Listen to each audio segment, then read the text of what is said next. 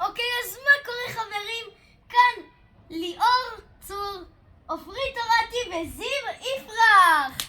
היום אנחנו נעשה את אתגר הקמח. אנחנו מכניסים את הראש לתוך הקמח ומוצאים איזה ממתקים.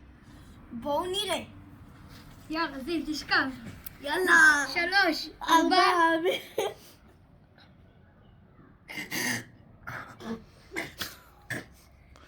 תיזהרו לא להיחנק, אלוהים לשמור. מצאתי.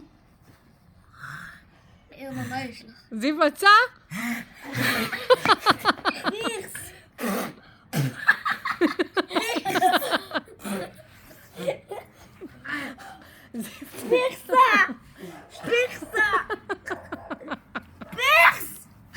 מצאתם?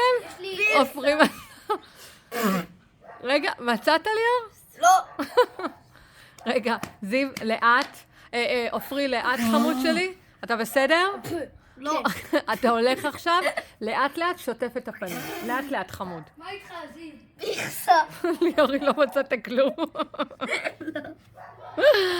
אתה, מה קרה? איפה שלך? רגע, מה זה? הנה. יאללה, יאללה. אבל מה זה? קמח שהתקשה, אתה צריך למצוא. שטפת? כן. יופי. איפה זה? אתה יכול לאכול את זה עכשיו.